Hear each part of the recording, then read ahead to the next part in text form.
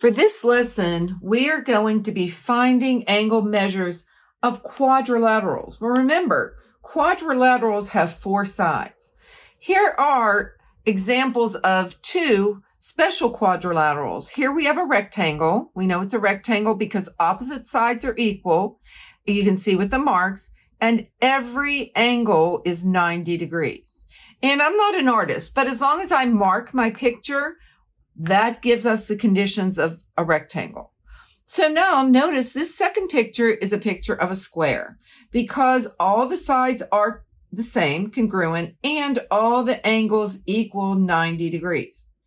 Well, the one point that we need to remember, no matter what kind of quadrilateral it is the sum of all the angles of a quadrilateral will always equal 360 degrees.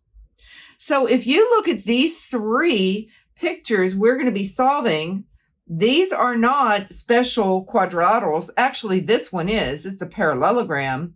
But the other ones, not necessarily so. But as long as we remember that all the angles together equal 360 in every quadrilateral, we can find the value of x like they want and each angle measure. So let's start with problem number 1 here. And let me number these. I always like to have them numbered.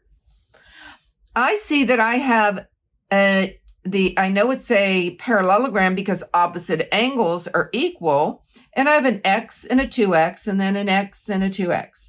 So when we are looking to find the angle measurement, find the value of x, I'm going to add up how many total x's I have. Well, putting all those x's together, we end up with a 6x. And we know that all the angles equal 360 degrees.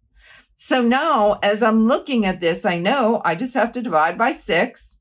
So my x is equal to 60 degrees. So now I'm able to go ahead in my picture, find all of the angle measurements. So this one we see is 60 degrees because it's x. This one is 60 degrees because it's x.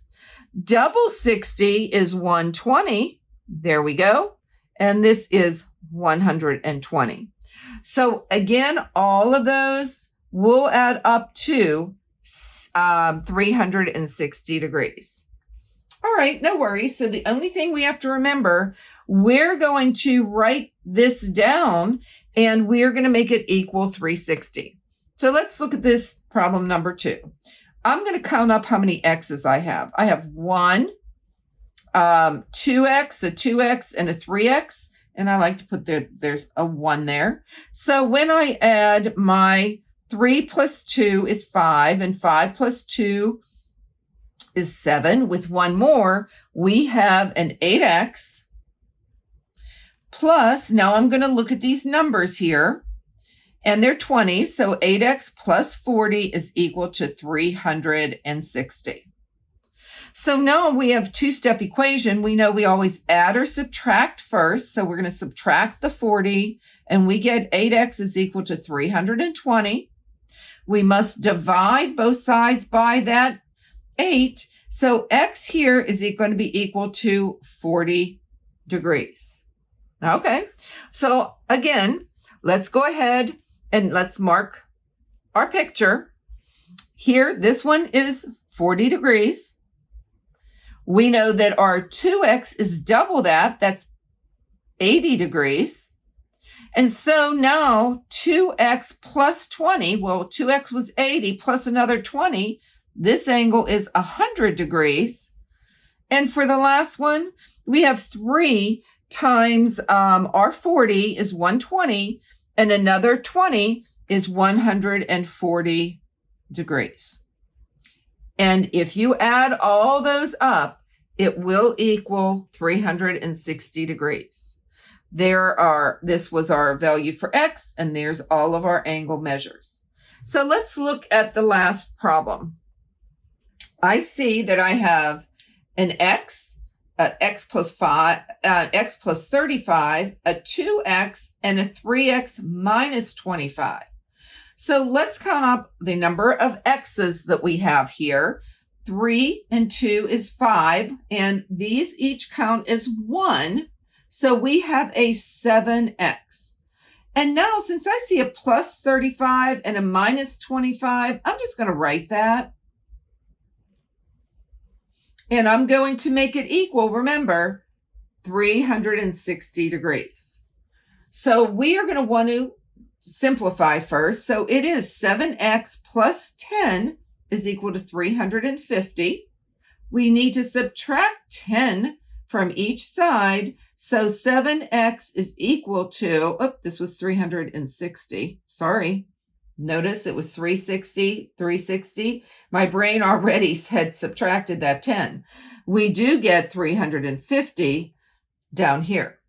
So we're going to divide both sides by 7, and our x is equal to 50 degrees. Okay, not too bad. Let's go ahead and now let's mark our picture. We know that x is 50. Well, we have a 50 degrees here. Double 50, we have 100 degrees here. Adding 50 plus 35 is an 85 degrees there. And our 3x minus 25, well, 3 times 50 is 150, minus 25 is 125 degrees. So all of our angles again will equal our 360. If this video was helpful to you today, please add a like, comment, and most importantly, subscribe for more Math with Marcia. See you again soon.